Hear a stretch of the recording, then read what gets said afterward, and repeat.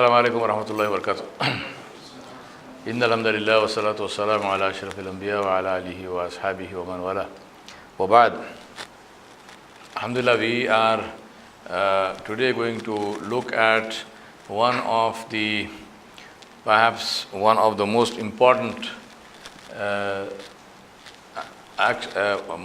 elements of akhlaq, that are the lack of which is probably the single most important reason for the problems of the Muslims. So, inshallah, we ask Allah subhanahu wa ta'ala to make this beneficial for us, inshallah. Now, I want to begin with one very quick, not a history lesson, but a reminder of our history. And that is that the single biggest event in the history of the Muslim world was the formation of the Ummah. And that is the reason why, and this is not my opinion, this is what the Sahaba recognized. And that is the reason when they decided to create a calendar, an Islamic calendar, they did not choose the date of birth of Rasulullah sallallahu alaihi wasallam. You might say, well, they did not choose the date of birth because the date of birth was not known exactly. There are several different narrations. They did not also choose the date of his passing away, which was absolutely, there's no doubt about that. I mean, that was recorded, and there's no difference in narration about that. They didn't choose either of them. They chose the day when Rasulullah sallallahu alaihi wasallam came to Medina. Now, why did they choose that date? They chose that date because that was the day of the beginning of the Muslim Ummah. Obviously, Rasulullah sallallahu alaihi wasallam, the day he came to Medina was 13 years after he announced Islam and he announced his Nubuwwat. So there were Muslims 13 years, they had been Muslims for 13 years. But the formation of the Muslims as one community, one faith-based community with its own law and living by that law, was only in Medina. In Mecca, the focus was on individual practice of Islam. The focus was on following Islam and trying to do that under some very tough circumstances. But the actual creation of the Ummah happened in Medina and not in Mecca. And that's why they chose that date. The formation of the Ummah was not on the basis of race or on the basis of tribe or culture or nationality or anything. It was on the basis of faith, brotherhood of faith, which transcended all boundaries. And do keep in mind that when we say that this transcending of boundaries happened at a time when the boundaries of tribe, the boundaries of family, the boundaries of lineage were phenomenally strong. The boundary of tribe was actually the basis of safety of people. A person who did not belong to any tribe was literally in physical danger because he had no support. Anybody could kill him, anybody could take away his material, they could take away his wealth. He had no social standing, he was nobody. You were somebody only if you belonged to a particular tribe, and obviously the stronger the tribe that you belong to, the more safe you were. It's not like today where, family names and so on we give it some importance, but it's not a matter of safety, it's not a matter of, life and death for us to belong to this family or that family. Yeah, it's nice to belong to a family with a big name, but it doesn't matter. Our basis of coming together is different. But this was not the case with the Arabs of the time. But despite all that, Rasulullah sallallahu alaihi wasallam joined them together in this brotherhood of faith. And the question is, how did he do that?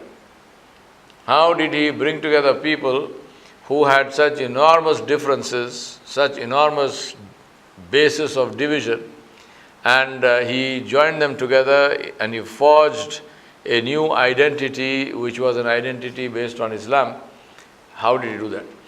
I submit to you that it's extremely important for us to think about that, to reflect on it, and to see how we can bring it about today.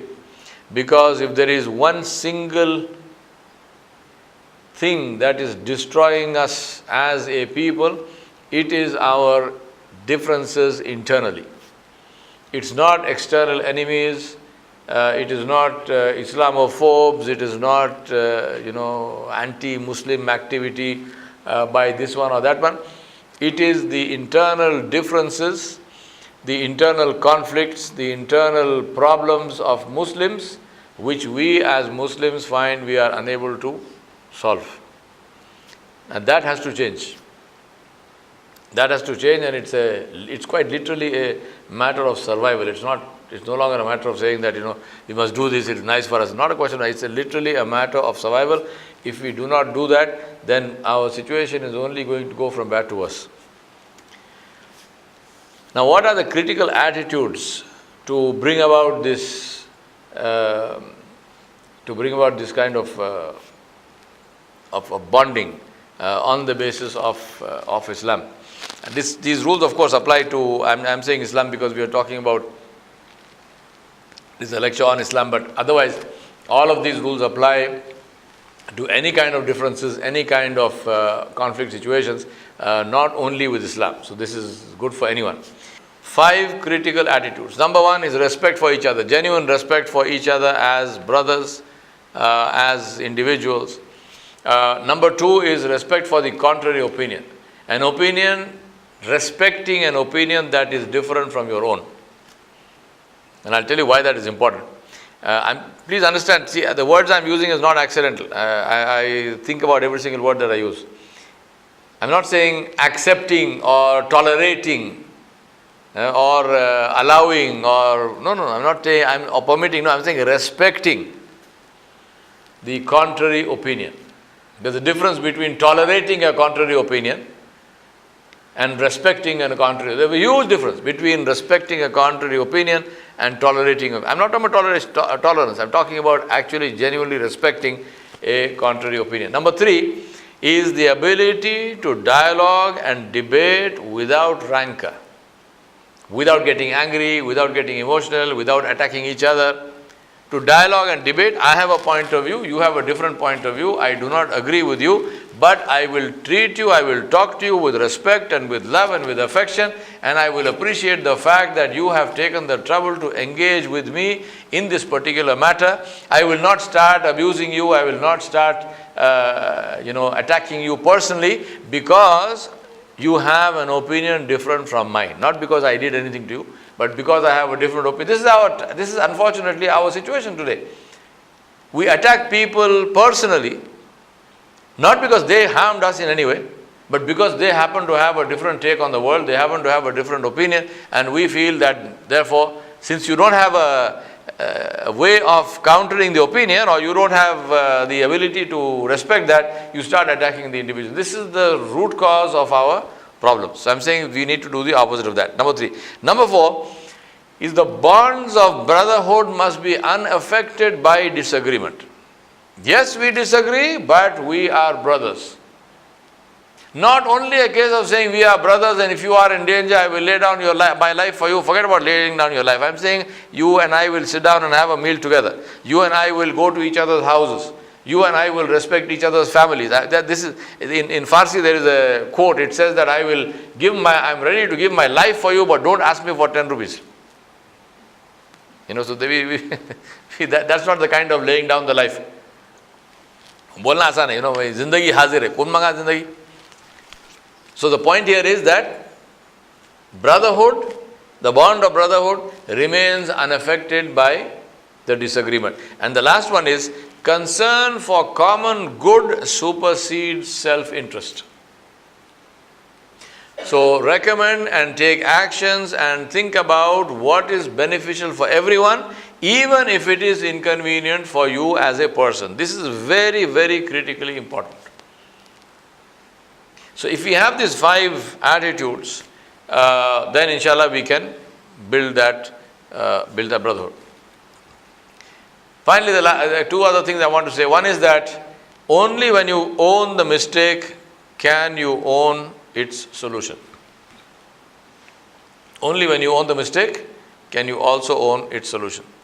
If you don't accept, this is my mistake, and if you say it is so and so's fault, then how can you solve it? You can't solve it because it's not in your control. It's gone out of your control. So we have to accept that the reason why we have conflict among the Muslims in the Ummah is because I am part of that conflict. You might say, well, I never fought with anybody. True, fair enough, you didn't fight with anybody. But you are still part of the conflict because you are a Muslim, you are there, you have an opinion. And when somebody speaks to you, maybe the way you deal with them, what you do, what you don't do. So we have to accept this is our problem, therefore we have to solve it. Please understand, nobody else is going to solve it, because from the perspective, we've got 2 kinds of people. One is those who are not interested, so they are not interested. Those who are your enemies, actually for them this is good. For them this is very good that you have conflicts, and as far as they are concerned, the more conflict you have, the better off they are. It serves their interest. So if there is anyone who needs to solve this, it is you and me, because it is hurting. Who must eat the medicine? The one who's got the headache. Final point is, I want to share this quote with you of Evelyn Beatrice Hall, who said, I disapprove of what you say, but I will defend to the death your right to say it. This quote is actually attributed to several people, but this is the one, this is the lady who actually said it. I'm not agreeing with you. I disapprove of what you say, but I will defend to the death your right to say it.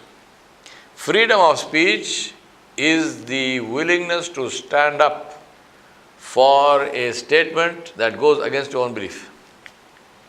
Freedom of speech is not simply to say, I must have freedom to say whatever I want. You will have freedom to say what you want only when you give someone else freedom, or you support their freedom to say whatever they want, which is more than likely the opposite of what you want to say. So you cannot say, I want freedom of speech, but you can't say what you want to say. You are free to say whatever I approve. That is not freedom of speech. Right? Please understand that. Okay. Now, single biggest strength, I am using a modern example today to illustrate this. Today, the world is not run by politicians, the world is not run by military generals, the world is not run by anyone else, not even by, far from it, it's definitely not run by religious scholars or religious heads of any religion. The world is run by businessmen. The world is run by financiers and bankers.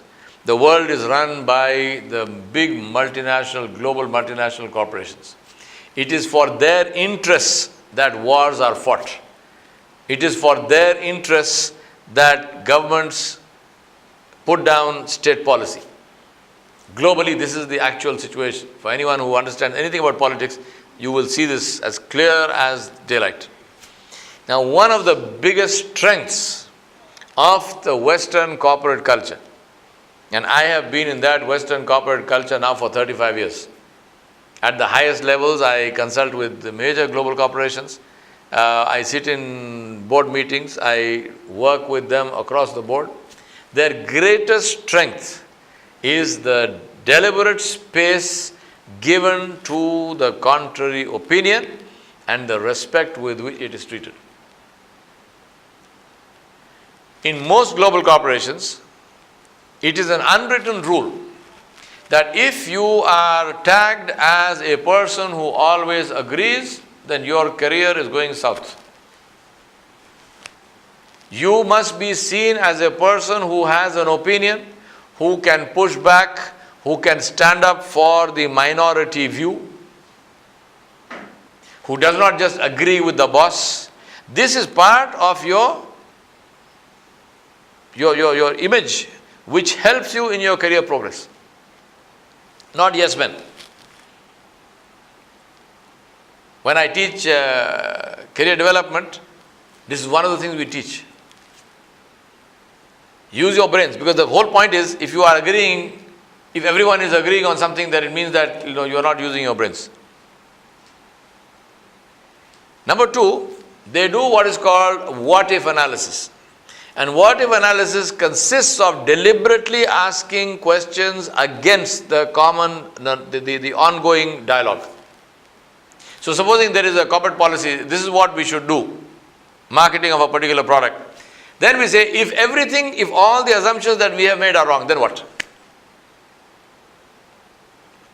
So deliberately you are forcing yourself to think against your own point of view. Why do you do that? You do that because that is what gives you strength. That is what gives you strength. Because now you are covering all the bases. You have one line of thinking, but if something goes wrong, you have thought of that also. Now this is something which is completely missing in our Muslim institutions and our Muslim way of thinking. We do not encourage debate. We do not encourage disagreement. We put down disagreement. We see disagreement as opposition. इख्तिलाफ राय को हम मुखालिफत समझते हैं. इख्तिलाफ राय मुखालिफत नहीं है. But we treat it like that. And therefore the key skill is how to disagree without being disagreeable. How can you disagree? How can you present a different point of view, but do that in a way which is polite, which is logical, which is appealing to people?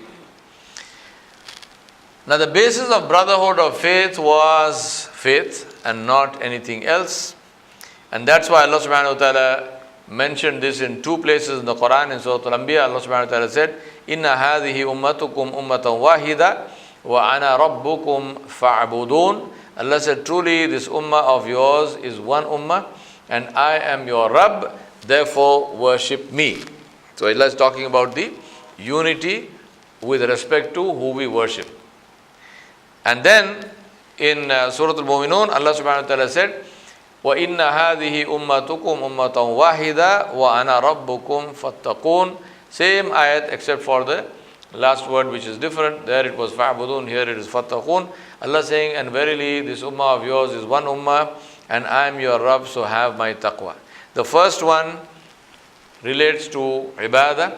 The second one relates to amal, action. The first one relates to who we worship, and the second one relates to who we obey and whose thinking of whom we live our lives. First one relates to huququllah, the second one relates to huququl ibad. First one relates to rights of Allah, second one relates to rights of the people. So by these two ayat, our entire life is completely covered. And what is Allah saying in both the places? I am your Rabb. So that should be your only focus. Not anything else. Not somebody's difference in any way. Focus only on the pleasure of Allah subhanahu wa ta'ala. Allah subhanahu wa ta'ala mentioned in Surah Al-Hujurat about suspicion. In this hadith, also Abu Hurairah radiallahu anhu narrated from Rasulullah sallallahu alaihi wasallam, he said, beware of suspicion, for suspicion is the greatest falsehood. Do not try to find fault with each other. Do not spy on one another. Do not vie with one another, which means do not compete with one another. Do not envy one another. Do not be angry with one another. Do not turn away from one another, and be slaves of Allah, obedient to Allah, brothers to one another, as you have been enjoined. All of these things create love for each other, and they take away the negative effects of any conflict. The rights of brotherhood, Rasulullah sallallahu alaihi wasallam explained in hadith in Bukhari and Muslim, and he said a Muslim is the brother of a Muslim. And therefore what? He does him no wrong, nor does he let him down, nor does he despise him. Fear of Allah is here, fear of Allah is here, fear of Allah is here, and he sallallahu alaihi wasallam pointed to his chest. It is evil enough that a Muslim should look down on his brother, for every Muslim is sacred to one another, his blood, his honor, and his property. Allah does not look at your bodies or your forms or your deeds, but He looks at your hearts. This is the teaching of Islam as far as brotherhood is concerned. Please notice, we are not talking here about this mazhab, this maslak, that maslak, Salafi, Hanafi, Shafi'i, Sufi. No. We are talking about Muslim. Everybody, as long as he or she has said La ilaha illallah Muhammadur Rasulullah, that person is a Muslim, and that person is a brother and sister of every other Muslim, entitled to all of these rights as mentioned by Rasulullah sallallahu alaihi wasallam.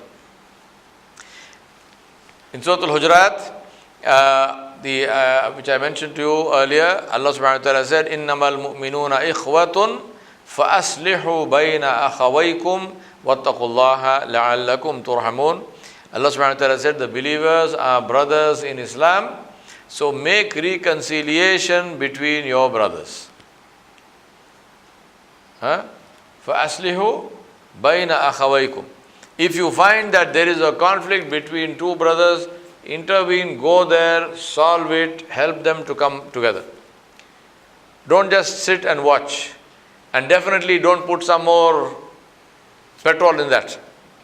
This is a pastime nowadays, where you take something from here and tell someone, and this is haram in Islam. This is absolutely haram in Islam. Please understand, this is equal to murder. To destroy somebody's honor is worse than killing that person.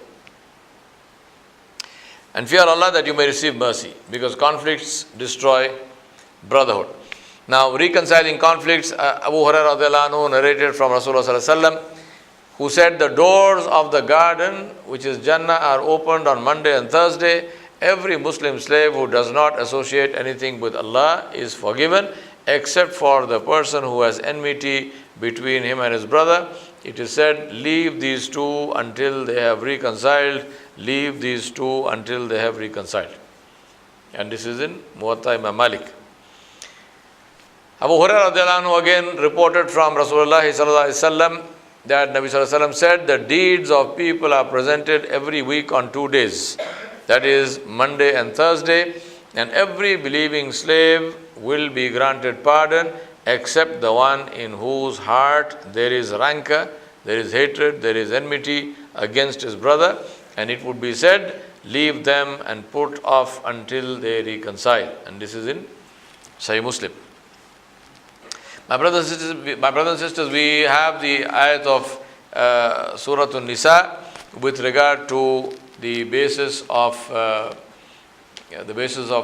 justice, where Allah subhanahu wa ta'ala said, Ya ayyuhalladhina amanu kunu qawwamina bil qisti shuhada'a lillahi walau ala anfusikum awil walidaini wal aqrabin in yakun ghaniyan aw faqira fallahu awla bihima fala tattabi'ul hawa an ta'dilu wa in talu aw turidu fa inna Allaha kana bima ta'maluna khabira. Allah subhanahu wa ta'ala said, oh, you believe, stand out firmly for justice as witnesses to Allah subhanahu wa ta'ala, even if it is against yourselves or your parents or your kin is close relatives, be that person rich or poor.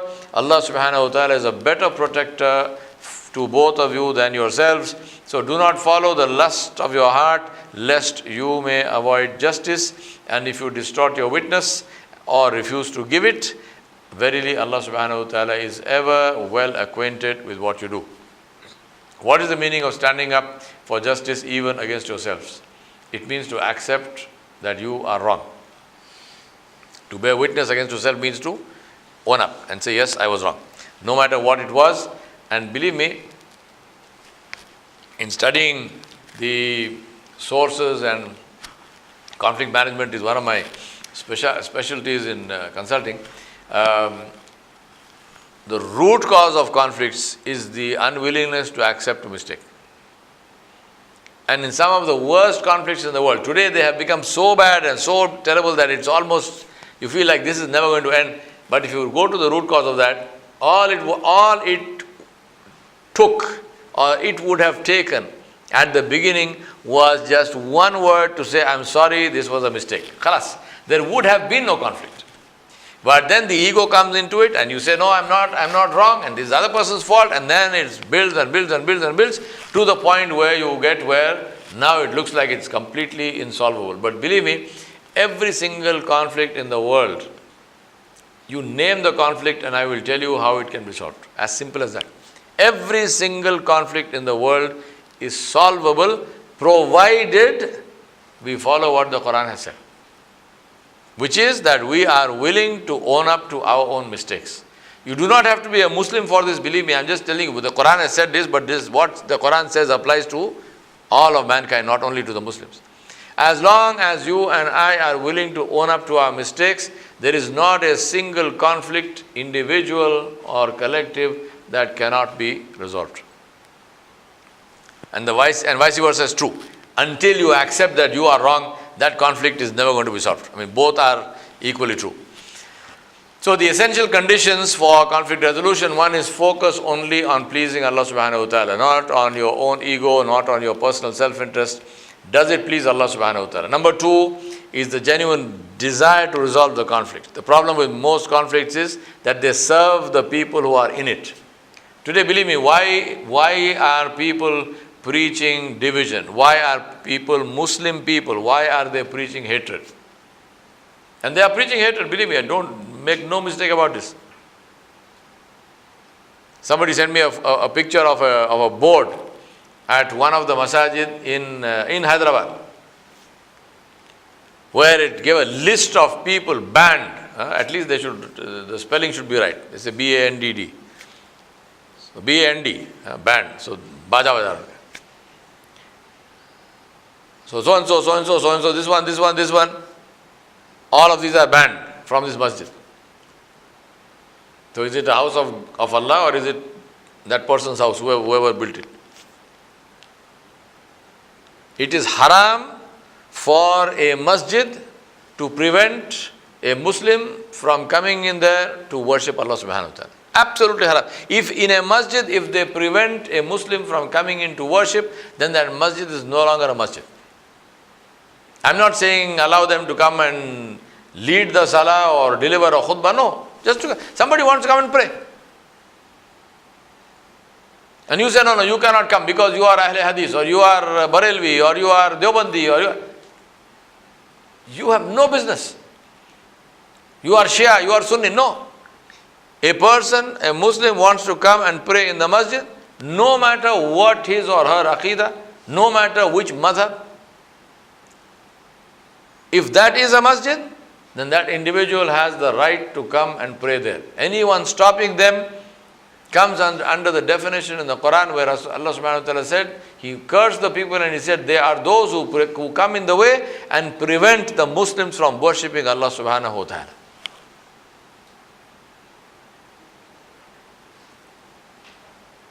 So very important, focus only on pleasing Allah, genuine desire to resolve conflicts, willingness to accept our own fault and forgive others, some skill in conflict resolution, that's also important, and if you don't have that, get some outsider. Sometimes it's good to get an external facilitator because the person can be more objective, there's less emotion involved, and that means also willingness to seek help if necessary.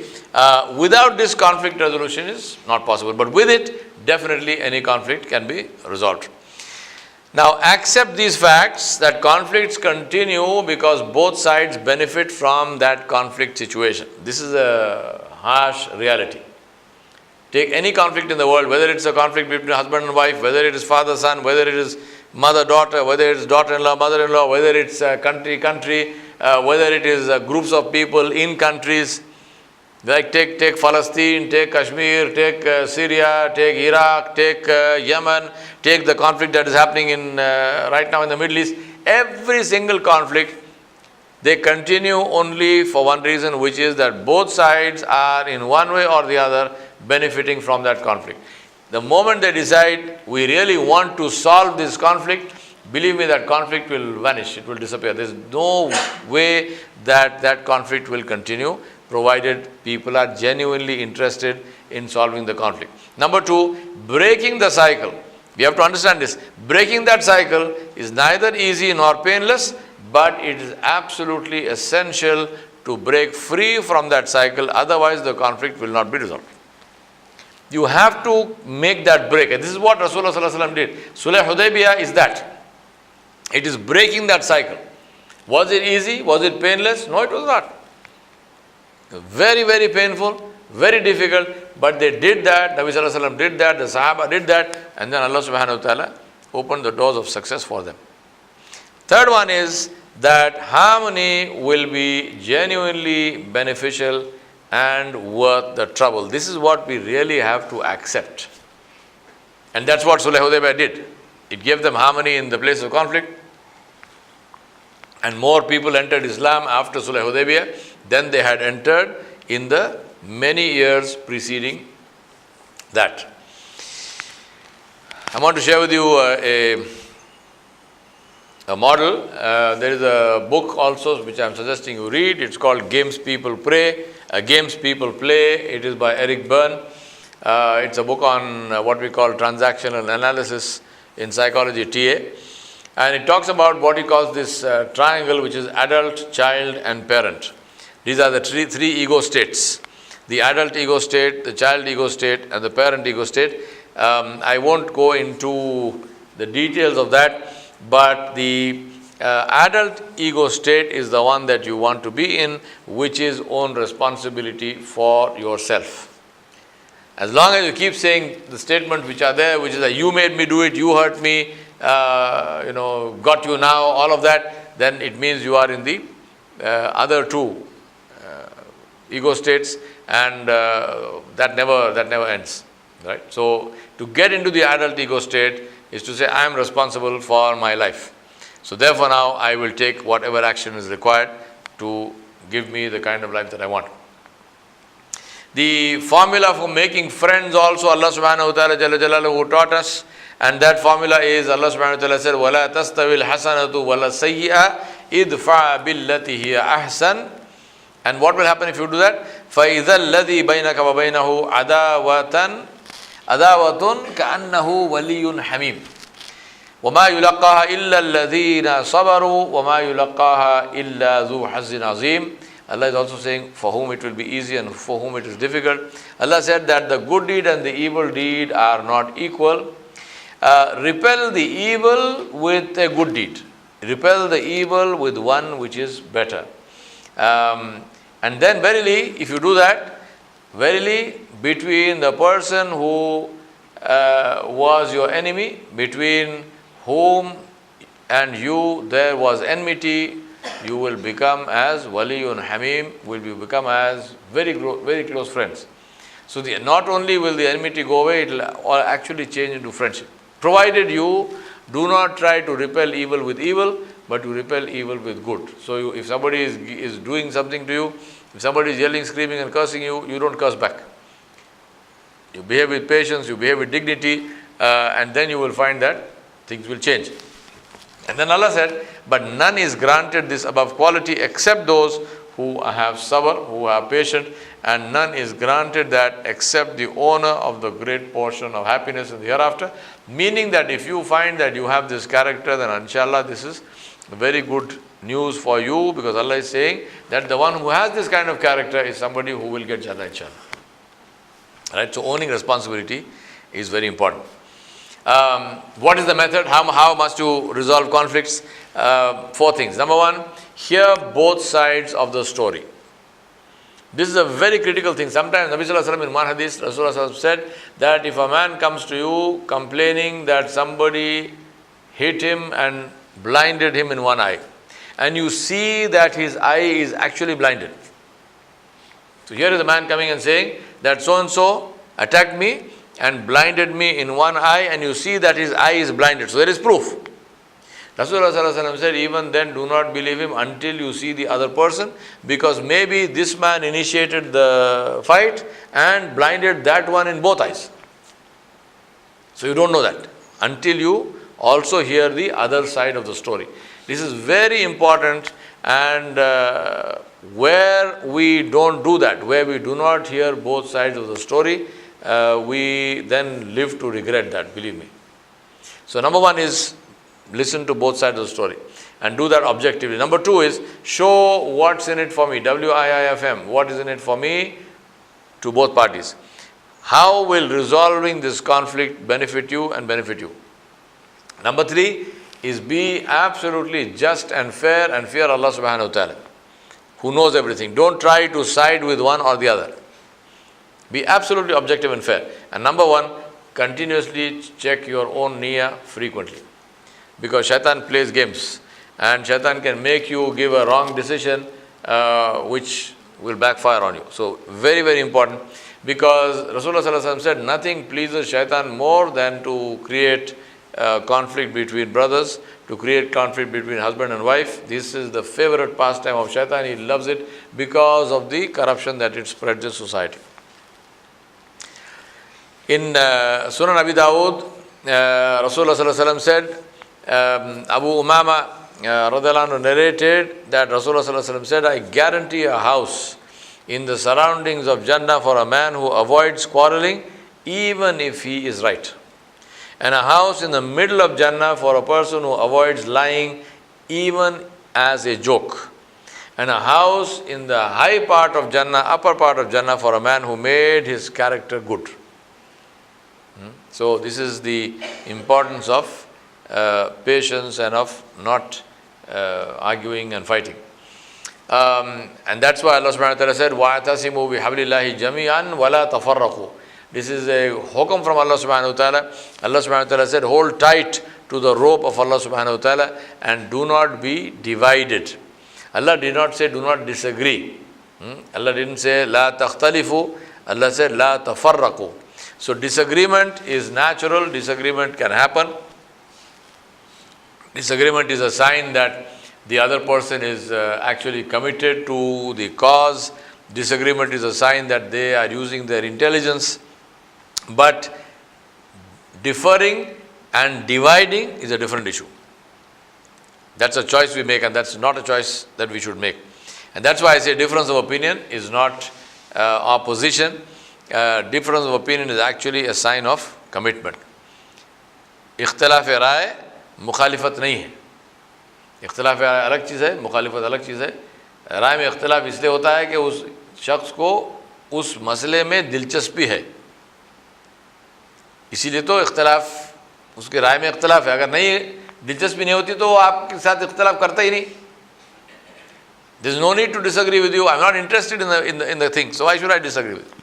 So when a person is disagreeing, that is a sign that the person is actually interested, and the person is taking the time and trouble to engage with you. So appreciate that. Now we come to, I want to give you some examples of how our Salaf behaved in this matter, because I want to show you that this issue of disagreement or difference of opinion is nothing new. Difference of opinion existed even with the Sahaba. But let us see what did they do and how their differing was different from our differing. Abdullah ibn Abbas radhiyallahu anhu used to say, I don't know if he will find this among his good deeds or his bad deeds. When somebody went to him and complained about something or asked him a fatwa about something, this was his way, where he was saying that this person is wrong. He did not say directly, this person is wrong. He would say, I don't know whether he will find this among his good deeds or his bad deeds, not because he was not sure of that, but that was his way of saying it in a soft way. Imam Malik rahmatullah alayhi used to say, we don't say something is haram except what Allah called haram in his kitab. So Allah subhanahu wa ta'ala said, Al-khamru wal-maisiru wal-ansabu wal-azlamu rijsum min amali shaitani fajtanibu.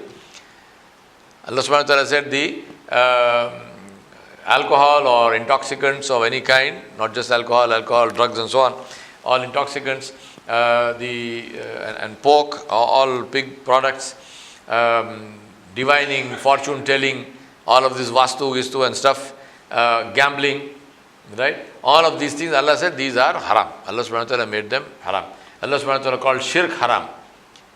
So Imam Malik rahmatullah said that whatever Allah subhanahu wa ta'ala called haram and Allah subhanahu wa ta'ala called zina haram and so on, so it's not restricted to the number of things I'm saying. There are some other things, but the point being that what Allah subhanahu wa ta'ala did not call haram in his kitab, in the Quran, Imam Malik said we do not call it haram. We give it some other name. We don't say it is a good thing, it's prohibited, but we don't say it is haram, because haram is a very, very serious matter. Somebody who deliberately does something which is haram, knowing it is haram, is actually on the border of kufr, or he has gone into kufr.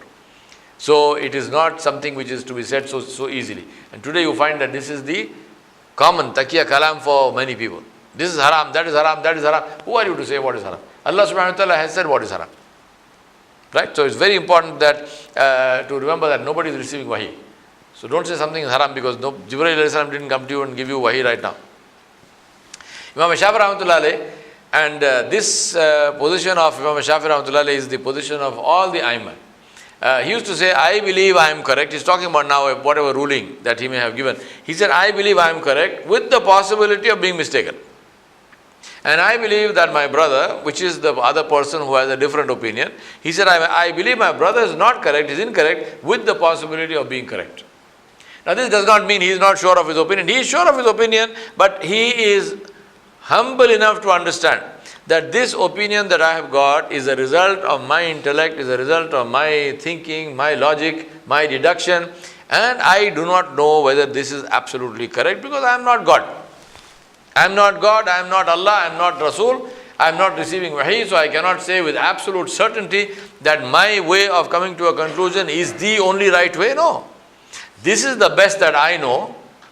And therefore, if you ask me what is the position, this is the position, this is the best that I know. Inshallah, I am right. But somebody else may have a different opinion and maybe that person is right. From a different logic, maybe that person is correct. Right? So that's the reason why it's very important to have humility, because humility is a safety net which prevents us from arrogance. And arrogance invites the anger of Allah subhanahu wa ta'ala. Now, 4 reminders while differing. If you are now, we talked about how to resolve conflicts. I'm now talking about how to differ, how to, differ in a way which is inshallah beneficial. Now, first and foremost is to remember that difference of opinion, as I mentioned earlier, indicates commitment, indicates interest. So, therefore, appreciate it. Number 2 is state your opinion as your opinion. Right? Don't state your opinion as the truth. Everything that is expressed is a perspective on something. It is not the truth. Except what Allah subhanahu wa ta'ala mentioned in His kitab and what Nabi sallallahu alayhi wa sallam said. For example, La ilaha illallah, that Allah is the only one worthy of worship. Is this an opinion or is this the truth? As far as we are concerned, this is the truth. It's not an opinion. It's not a perspective. It's not how I see things. This is a fact. This is not a question of opinion. But other than that, if there are things that we have to say, must understand and accept that this is our opinion. So stating something as absolutely correct is wrong. Don't criticize the other person or opinion. Right? So don't use those terms. And last one is state your position, state your perspective politely and with evidence. Remember always that Rasulullah sallallahu alaihi wasallam said, Allah subhanahu wa ta'ala will humiliate the person who insults and humiliates his brother. Allah subhanahu wa ta'ala will humiliate the person who insults and humiliates his brother. So brother and sister, just because you have position and power, just because you have some wealth and so forth, if you talk to people with disrespect, believe me, Allah subhanahu wa ta'ala will humiliate you. And when Allah subhanahu wa ta'ala wants to humiliate you, He will humiliate you in your most secure place. There is no escape from the humiliation of Allah subhanahu wa ta'ala. So fear that always. And that's why we say knowledge must make us humble. Knowledge that produces arrogance is the knowledge of shaitan. It's Iblis. Who? Fastakbara. Allah said he was arrogant with his knowledge. And always remember that our Salaf, our pious predecessors never maligned each other. There's not one single instance in hundreds of years where any one of the Sahaba cursed another Sahabi. There's no instance of one Sahabi saying the other one is a kafir. There's no instance of one Sahabi saying that the other one, his piety is questionable or he's not a good Muslim. And the same thing applies to the Tabi'in, the same thing applies after them. No, none of the Imams ever said that some other Imam was not pious or was not a good Muslim, was nothing. Nobody ever. I mean, all of this kind of stuff is the speech of the Jahilun. And there were some Jahil people even in the past. I'm not saying everybody was like that, but they were Jahil people, they were recognized as Jahil people, and they were rejected, and the same thing continues today. And therefore, whenever you hear this kind of speech, understand that you're listening to somebody who is Jahil, somebody who is ignorant, somebody who doesn't understand, and therefore don't pay any attention to them. Anyone who preaches division is a Jahil. Anyone who preaches division is somebody that must not be listened to. Now, what must you do in a difference of opinion? Number one, separate people from issues. Differentiate between criticism and critique. If you have an issue and you are talking about that issue in a critical fashion, you are not criticizing the person who expressed that view. You are taking that issue, here is the thing, you are dissecting it, you are opening up the thing to see what is the problem. You are not attacking the person. Make sure your language does not show that as if you are attacking the person. Number two is conflict. As I have mentioned before several times, conflict shows the willingness to engage, and therefore it is the single most reliable sign of commitment. So appreciate that. Appreciate the fact that the other person is actually interested enough to sit with you and talk to you. Otherwise it was easier for them to ignore you. And that's why respect the opponent, because he is your most constant companion. He is the best companion you have, because that person is thinking of the same thing that you are thinking. The key thing is to take it to a level where you say, how can he and I work together for a solution? What you must not do is don't criticize the opinion or the person. Don't say, what kind of a stupid position is this? What kind of a silly man are you? Don't do that. Right? We are talking about an issue. Don't attack the person. Don't say this is a foolish opinion. No. You give your dalil. Here is an opinion. My dalil is, this is a better way of doing something. So don't even say this is wrong. Right? Don't say silly, shallow, misguided, ignorant. All of these words, it's not even necessary to say I don't agree. It is not necessary to say this person is wrong. Let them, they will know. I mean, once you express your opinion, they will know that you don't agree. You don't have to make an announcement, I don't agree. There's no need for that. You say, Jazakallah khair, thank you very much for your opinion. My opinion is this. That's enough, because your opinion now obviously is different from that person's. And this becomes clear. There's no need to make a statement which seems to be or can be taken as an attack on the other person.